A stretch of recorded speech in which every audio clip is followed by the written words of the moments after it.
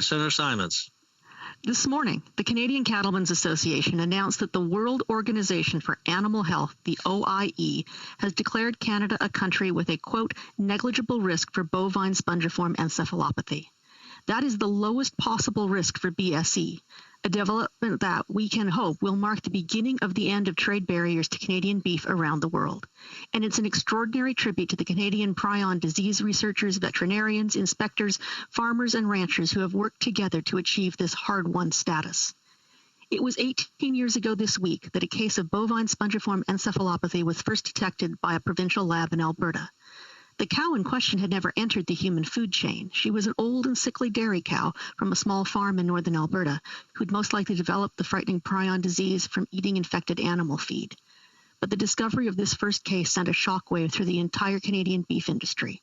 I will never forget being at that first press conference in the basement of the Alberta legislature when a staffer ran into the room and broke the news that the Americans had just closed the border.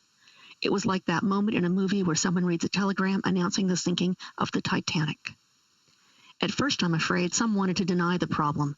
Ralph Klein was angry that the farmer had ever sent his sick cow for testing. The Premier's preferred strategy? Shoot, shovel, and shut up. But the province came to realize that the only way to defeat the scourge and the stigma of BSE was through rigorous surveillance and testing.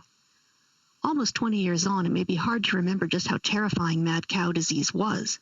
Humans who ate infected beef suffered catastrophic brain damage for which there was no treatment and no cure. And you couldn't kill BSE by cooking it.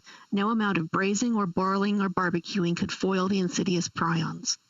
Small wonder the discovery of first one cow and then a handful of others blackened the reputation of Canadian beef around the world.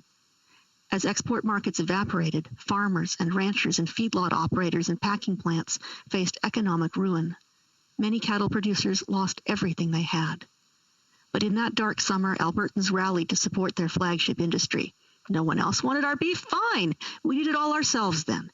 Never have I eaten more steak than I did in the summer of 2003. Today and together, we have officially beaten BSE. And today, I want to congratulate the Government of Canada, the Canadian Food Inspection Agency, the Canadian Cattlemen's Association, and every single responsible producer who made this victory possible. Thank you, merci, and hi-hi.